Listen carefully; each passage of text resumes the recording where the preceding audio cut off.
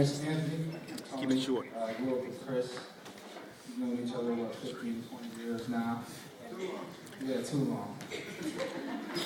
Anyways, I just have a couple stories I'd like to share with you. Funny ones like that. Before Amy, Chris had one other big crush in his life.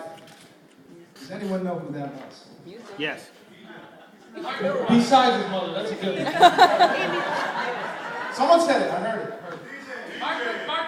You got it, bro. Former Major League Baseball player Mark McGwire.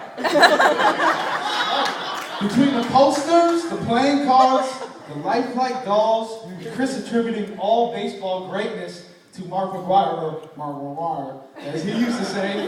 He had a little bit of a mumbling problem. You would have thought Mark would be sitting in that seat right now. I swear. Not the case. Glad you had a change of heart, Chris. Anyways, I don't know if a couple people know this. Chris is an only child, kind of. I say that loosely. But alongside with my twin brother, who's right over there, raise your hand please, we all share the same birthday. April 4th, 19... I remember Chris telling me that, and I had to consult his parents and ask for like birth certificate or something. And I don't think I believed you until the day of your birthday. It was official. But I mean, that's just one of the many reasons why I do consider him a brother. When we were younger, it was tough condensing, I gotta tell you. I got a lot in this guy. When we were younger, Chris's house was cool, because that's where the toys, video games, sports paraphernalia, music collection, and my personal favorite, the giant Lionel train set in the basement was to be found. I remember going to the hobby store with Chris's father and even picking out trains that I had liked. Needless to say, that was more my bag than Chris's. And shout out to Mr. Barbaro for always keeping us entertained. It's not an easy job. Round of applause for Mr. Barbaro. Okay, Chris also has a couple of nicknames I like to share. We all have nicknames, right? We have nicknames, monikers, if you will. They're cool because they can sum up a story or personality trait in one word. His name's Paige. Okay, this goes back way before me.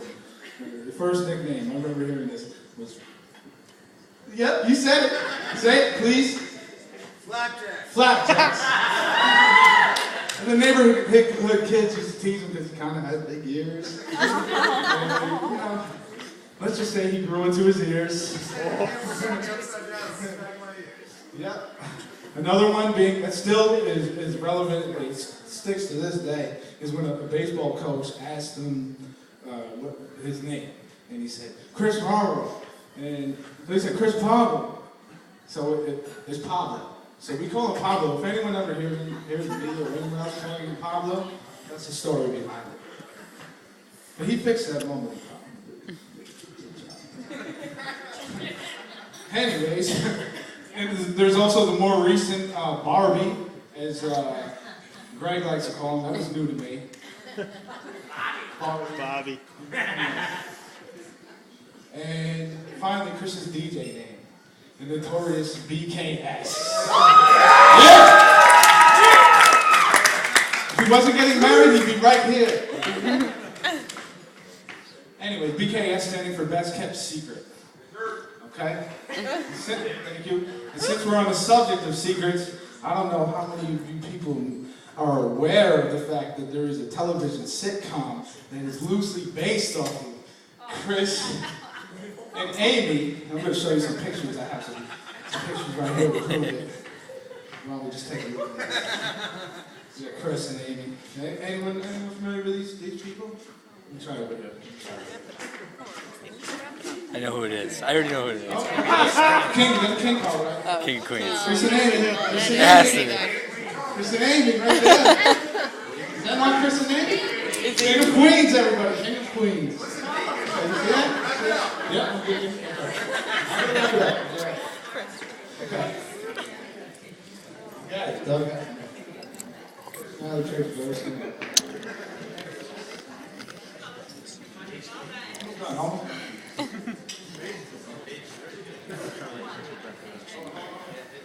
I had to make it pop.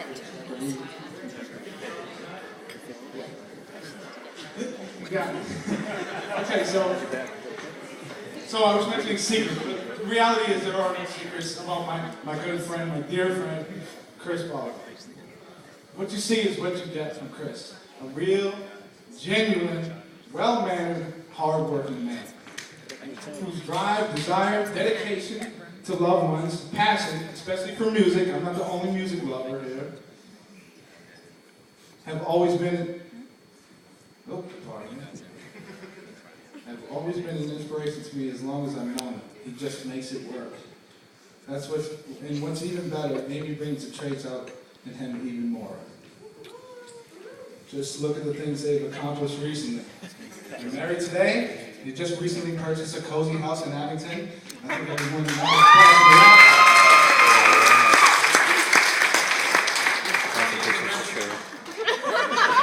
And Chris, by the looks of things, it looks like you made a great decision in choosing your wife and family today.